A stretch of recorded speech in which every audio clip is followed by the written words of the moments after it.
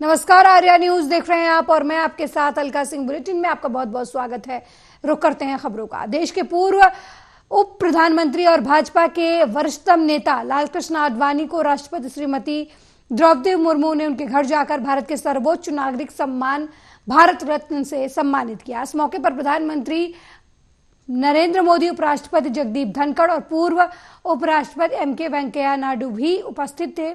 तबीयत ठीक नहीं होने की वजह से आडवाणी शनिवार को राष्ट्रपति भवन में आयोजित किए गए अलंकरण समारोह में शामिल नहीं हो सके थे। राष्ट्रपति ने शनिवार को राष्ट्रपति भवन में 4 शख्सियतों को मरणोपरांत भारत रत्न से सम्मानित किया था।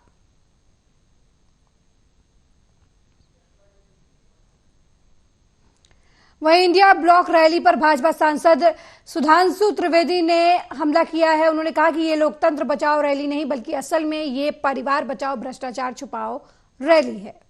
एजेंसियों काटते रहे और जांच एजेंसियों के चक्कर काटते रहे, जेल से अंदर और बाहर आते रहे, वो आज आकर जिस निर्लज्जता का प्रदर्शन कर रहे हैं वो सिर्फ भारत की राजनीति में आलोचना योग्य नहीं है।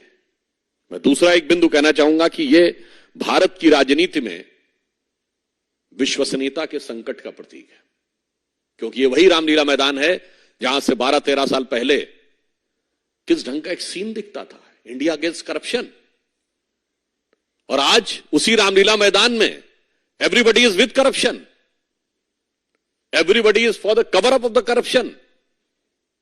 और इसलिए तब इनके गुरु अन्ना हजारे होते थे, आज लालू प्रसाद यादव जी हैं।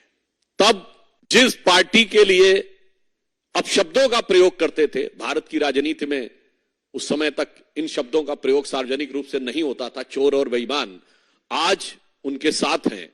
तो मुझे लगता है कि राजनीति में विश्वसनीयता का संकट यही है। एक तरफ हम श्री नरेंद्र मोदी जी के नेतृत्व में राजनीति में विश्वसनीयता की प्रामाणिकता के प्रतीक हैं, ये विश्वसनीयता के संकट के प्रतीक है। हमारा ये सिद्धांत। वहीं आप नेता आतिशी ने कहा कि अरविंद केजरीवाल की गिरफ्तारी के खिलाफ लोग बड़ी संख्या में इकट्ठा हो चुके हैं। दिल्ली के लोग जानते हैं कि अरविंद केजरीवाल की वजह से उनकी जिंदगी बदली है, इसलिए दिल्ली के लोग रामलीला मैदान में इकट्ठा हो रहे हैं। देखिए, आज जो लोग यहाँ रामलीला मैदान में इकट्ठे हुए हैं, अरविंद केजरीवाल जी की गिरफ्तारी के खिलाफ इकट्ठे हुए हैं। आज दिल्ली की जनता में एक रोष है। आज दिल्ली की जनता देख रही है कि उनके भाई, उनके बेटे अरविंद केजरीवाल पर हमला हो रहा है। क्यों? क्योंकि अरविंद केजरीवाल ने दिल्ली वालों की जिंदगी बदल दी है। उनको जब कभी हमारे कपड़े में दाग लग जाता है तो कई बार महंगे से महंगा वॉशिंग पाउडर भी उस दाग को हटा नहीं सकता, लेकिन अब बाजार में एक वॉशिंग मशीन आ गई है जो हर दाग को साफ कर देती है। वॉशिंग पाउडर का नाम है मोदी वॉशिंग पाउडर, और ये बातें कही हैं कांग्रेस नेता पवन खेड़ा ने। उन्होंने बीजेपी पर हमला बोलते हुए प्रधानमंत्री मोदी को वॉशिंग मशीन कहा, बीजेपी को वॉशिंग पाउडर कहा, और कहा कि इस मशीन की कीमत है 8,552 करोड़ रुपए। बड़ी रोचक प्रेस वार्ता है आपके सामने एक ऐसी वॉशिंग मशीन है जिसके विषय में हमारे साथी जयराम रमेश जी अक्सर चुटकी लेते हुए बात करते हैं कि साहब एक वॉशिंग मशीन में कोई गया और साफ हो गया। आज वो बहुचर्चित वॉशिंग मशीन आपके सामने है। हमारे कपड़ों पर कभी सब्जी के, चाय के दाग लग जाते हैं, चाय बोलते ही थोड़ा डर भी लगता है, लेकिन चलिए।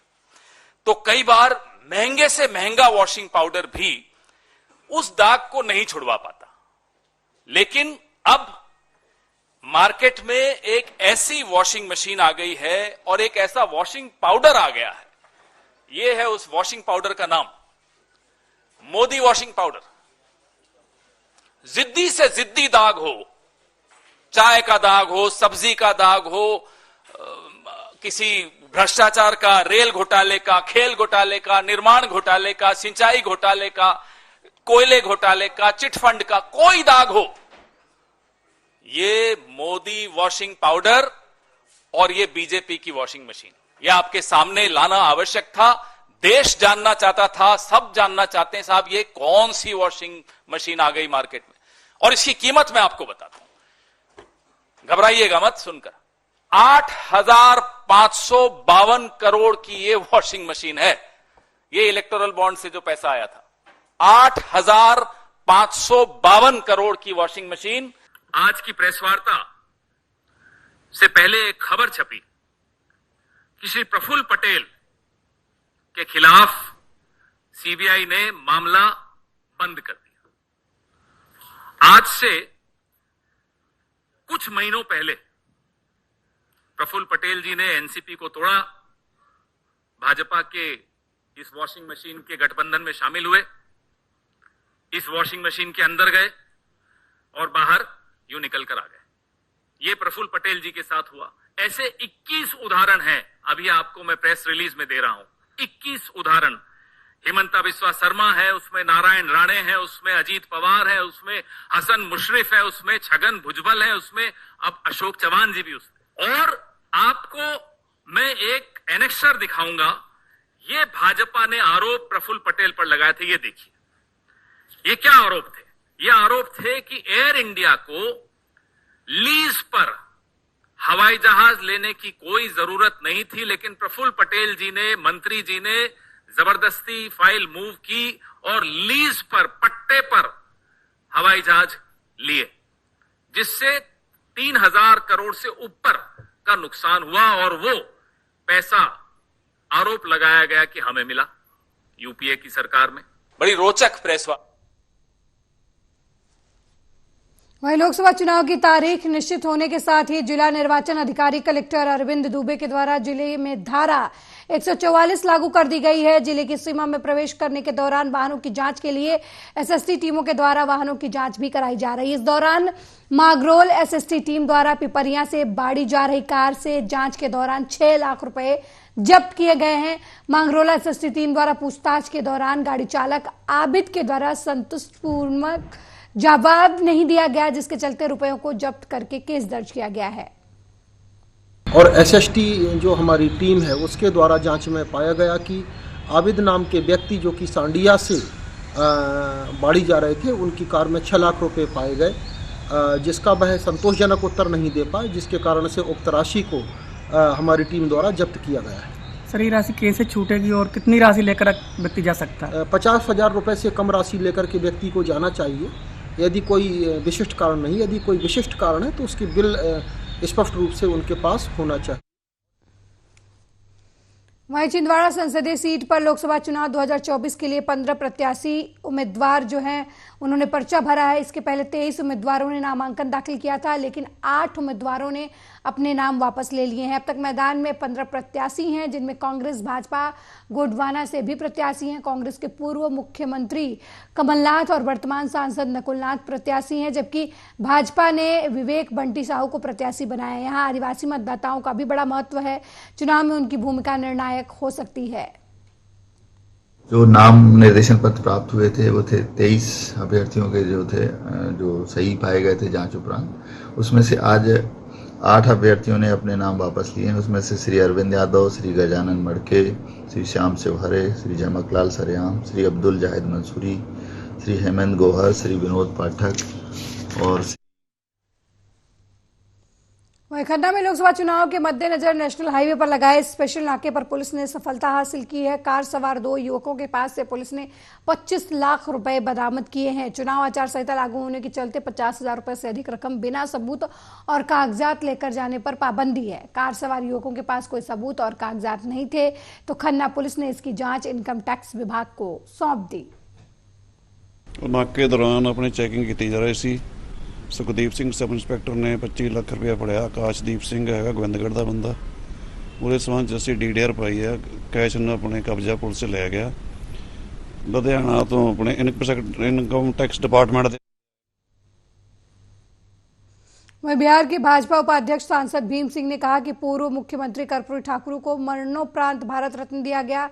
ये बिहार के लिए गौरव का दिन है। पिछड़े के बेटे प्रधानमंत्री नरेंद्र मोदी ने पिछड़ा समाज को सम्मान दिया। सांसद ने कहा कि प्रधानमंत्री के कारण ही बिहार के धरती पुत्र को सर्वोच्च सम्मान मिल पाया है। कर्पूरी ठाकुर का सम्मान सही मायने में देश में चल रही गैर कांग्रेस वाली नीति और साम्यवाद के सम्मान है। जननायक अलग अलग सरकारी और गैर सरकारी पदों पर रहते हुए लोगों की सेवा की उन्होंने। उनकी कर्मभूमि भले ही बिहार रही हो, लेकिन उनका प्रभाव क्षेत्र पूरा देश रहा है। कर्पूरी ठाकुर को देश का सर्वोच्च सम्मान देने की मांग सालों से होती रही है, लेकिन उस मांग को ना कांग्रेस ने पूरा किया और ना राजद ने, बल्कि इनके लोगों द्वारा उनका अपमान किया गया। कांग्रेस की सरकार में भारत रत्न एक परिवार को सम्मान देने का जरिया बन गया था। संविधान निर्माता अंबेडकर को भी भारत रत्न तब मिला जब भाजपा के समर्थन की सरकार चल रही थी। इस लोकसभा चुनाव में इस सम्मान को देश और बिहार के लोगों को याद रखा जाएगा और एकमुश्त नरेंद्र मोदी को तीसरी बार पीएम बनाने के लिए लोग मतदान करेंगे। पटेल को भी राजीव गांधी के बाद भारत रत्न से सम्मानित किया गया। समझ लीजिए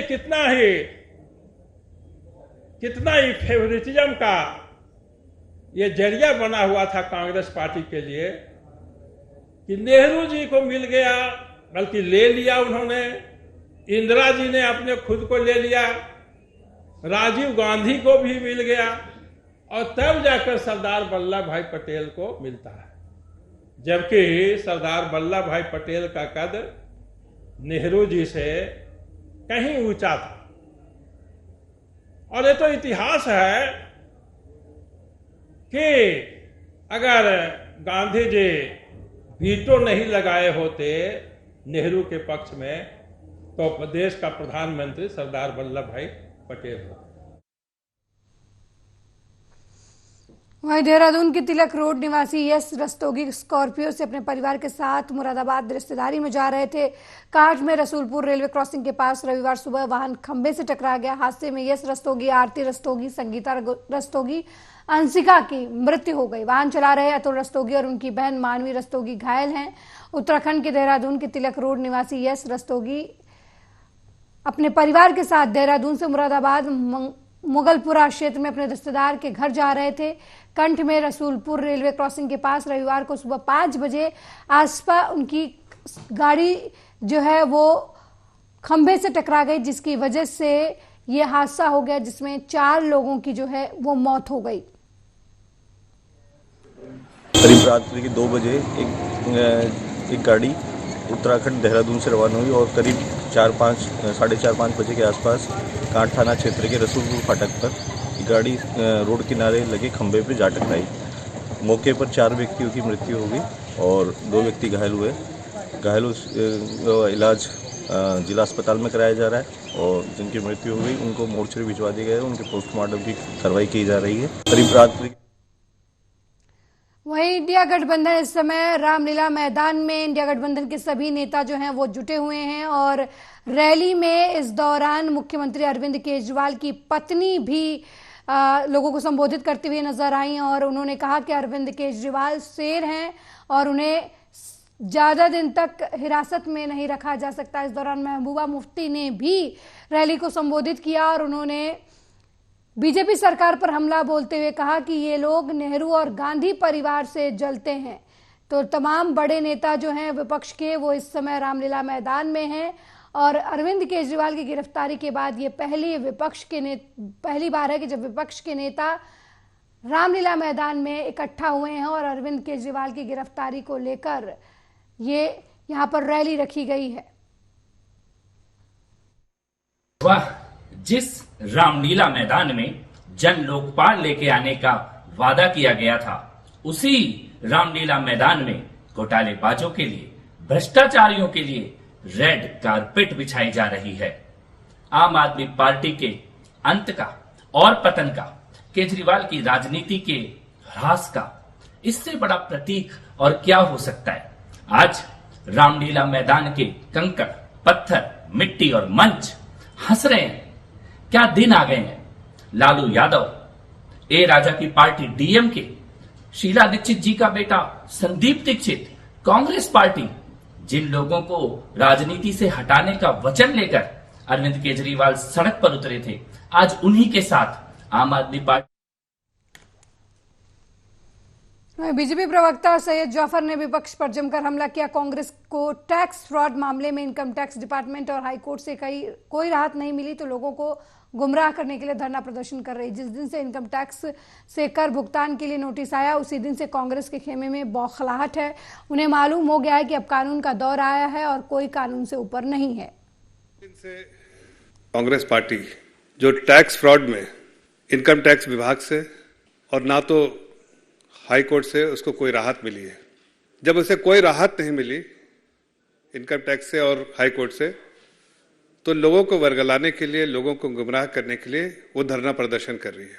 जिस दिन से इनकम टैक्स के नोटिस आए उनको कर का भुगतान के लिए 1823 इनकम टैक्स विभाग से और ना तो हाई कोर्ट से उसको कोई राहत मिली है।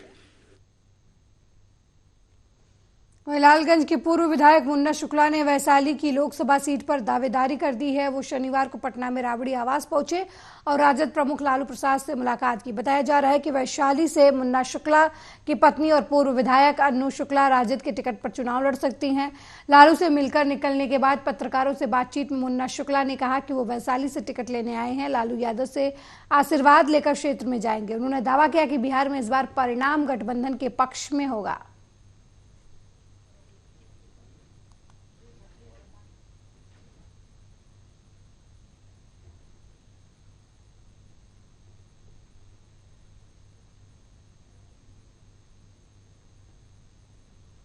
वहीं पंजाब के किसानों ने 13 अप्रैल से गेहूं की कटाई की शुरुआत की थी, लेकिन पहले ही रात के तेज तूफान और बारिश ने उनकी फसलों को नुकसान पहुंचाया है। इस तूफान और बारिश की वजह से गेहूं, सरसों और सब्जियों को बड़ा नुकसान हुआ है। प्रति एकड़ 30 से 35% फसलें नष्ट हो गई हैं। किसानों का कहना है कि इस बार गेहूं से उन्हें बड़ी उम्मीदें थीं, लेकिन तूफान और बारिश की वजह से उनका नुकसान हो गया है। वे सरकार से मुआवजे की मांग कर रहे हैं। संकट से निकलने के लिए सरकार से सहायता की गुजारिश की गई है। फसल तो आसां जिमीदार ਨੂੰ ਇਹੀ ਹੁੰਦੀਆਂ ਜੀ, ਐਗਤੀ ਫਸਲ ਚੰਗੀ ਹੋਗੀ, ਆਹ ਕੰਮ ਕਰਾਂਗੇ, ਉਹ ਸਾਰੀਆਂ ਆਸਾਂ ਤੇ ਪਾਣੀ ਫਿਰ ਗਿਆ ਜੀ। ਸਰਕਾਰ ਦੇਖੋ ਜੀ ਮੁਸ਼ਕਲ ਆ ਜੀ, ਪਿਛਲੇ ਸਾਲ ਨਹੀਂ ਕੁਝ ਕੀਤਾ ਜੀ, ਐਗਤੀ ਕੀ ਕਰਨਾ ਜੀ। ਸਮੱਸਿਆ ਸਾਰੀਆਂ ਹੀ ਹੁਣ ਇੱਕ ਤਾਂ ਇਹ ਜਦੋਂ ਹੁਣ ਵਢਾਈ बिजनौर के धामपुर नहटौर मार्ग पर गैस एजेंसी के सामने मधुमक्खी के हमले में बाइक से गिरकर एक महिला की मौत हो गई। मधुमक्खियों के हमले में 6 से ज्यादा लोग घायल हो गए हैं। बचाव को पहुंची पुलिस पर भी मधुमक्खियों ने हमला कर दिया। हालांकि पुलिस ने घायल लोगों को अस्पताल में भर्ती कराया और शव को कब्जे में लेकर पोस्टमार्टम के लिए भेज दिया। वहीं घटना के बाद मौके पर पहुंची तहसीलदार ने पीड़ित परिजनों को सांत्वना दी।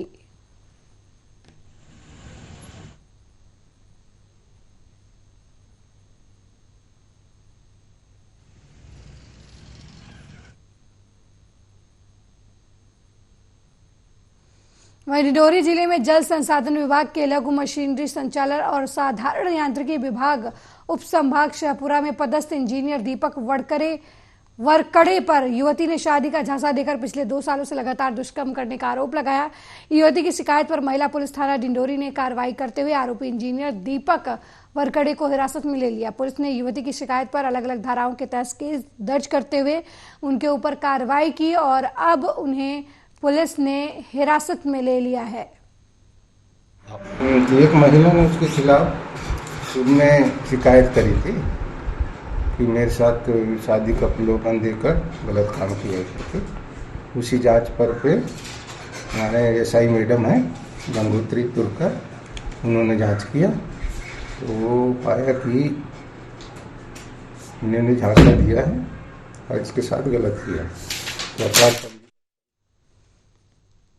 वहीं लोकसभा चुनाव के मद्देनजर आचार संहिता लगी हुई, ऐसे में पुलिस भी पूरे एक्शन मोड में है। जगह जगह चेकिंग पॉइंट बनाकर पुलिस अवैध गतिविधियों पर नजर रखे हुए। इसी कड़ी में भोपाल के हनुमानगंज पुलिस ने शुक्रवार रात को भारी मात्रा में शराब के साथ एक आरोपी को पकड़ा है।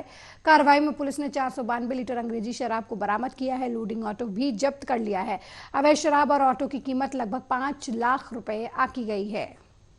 आज मुखबिर द्वारा सूचना प्राप्त हुई थी कि एक लोडिंग ऑटो से अवैध रूप से शराब का परिवहन किया जा रहा है, जिसमें थाना हनुमानगंज की टीम एवं थाना टीला की टीम के द्वारा सम्मिलित रूप से प्रयास किया गया एवं वरिष्ठ अधिकारियों से भी मार्गदर्शन प्राप्त किया गया था। उनके निर्देशन में यह कार्रवाई की गई। एक व्यक्ति को छोला रोड से नादरा बस स्टैंड की ओर जाते समय उसको लोडिंग ऑटो समेत पकड़ा, जिसमें ऑटो में करीब 492 लीटर 60 पेटी अवैध शराब थी जिसकी जब्ती की गई है एवं जिस व्यक्ति को पकड़ा है उसका नाम दीपक साहू है। उसके विरुद्ध वैधानिक कार्रवाई की गई है और इसमें फर्दर इन्वेस्टिगेशन। शिवपुरी कोतवाली पुलिस ने नशे के खिलाफ कड़ी कार्रवाई की है और 2 अलग अलग क्षेत्रों से 2 आरोपियों को गिरफ्तार किया है। उनके पास से गांजे और स्मैक की खेप भी बरामद की गई है। पुलिस ने 2 आरोपियों के खिलाफ एनडीपीएस एक्ट के तहत मामला दर्ज किया है। कोतवाली थाना प्रभारी रोहित दुबे ने बताया कि मुखबिर की सूचना पर होटल ग्रीन व्यू के पास से एक संदिग्ध व्यक्ति को पकड़ा गया, जिसकी चेकिंग के बाद पुलिस ने 18 ग्राम स्मैक जब्त किया। वहीं दूसरी तरफ रातौर रेलवे अंडरब्रिज के पास एक ऑटो चालक के पास से 5 किलो गांजा भी बरामद हुआ है। दोनों ही आरोपियों के खिलाफ एनडीपीएस एक्ट के तहत मामला दर्ज किया गया है। कल कोतवाली पुलिस ने मुखबिर सूचना पर 2 जगह से मादक पदार्थों के विरुद्ध बड़ी कार्रवाई की है। एक रातौर रेलवे अंडरब्रिज है, वहां से पुलिस ने एक ऑटो और एक व्यक्ति को 5 किलो 300 ग्राम गांजे के साथ पकड़ा है। इसमें एनडीपीएस एक्ट की धारा 8/20 के तहत कार्रवाई की गई है। एवं एक कार्रवाई ये अपना बड़ौदी के पास जो ग्रीन व्यू होटल है उस तिराहे के पास में एक व्यक्ति को 18 ग्राम स्मैक के साथ पकड़ा गया है, जिसके तो 8/1। दतिया के सिविल लाइन थाना क्षेत्र में निचरोली गांव में ट्रैक्टर निकालने के मामले में 2 पक्षों के बीच विवाद हुआ। इस विवाद में एक पक्ष ने दूसरे पक्ष पर गोली चलाई। घायल होने वाले व्यक्ति का नाम नकुल यादव है, इनके पिता का नाम मोहन यादव है। थाना टीम के द्वारा मौके पर जांच की गई। घायल व्यक्ति को जिला चिकित्सालय में उपचार के लिए भर्ती करवाया गया। पुलिस ने आरोपियों की तलाश शुरू कर दी है। मेरे साथ इस बुलेटिन में फिलहाल इतना ही। देश दुनिया की तमाम खबरों को देखने के लिए देखते रहिए आर्या न्यूज। नमस्कार।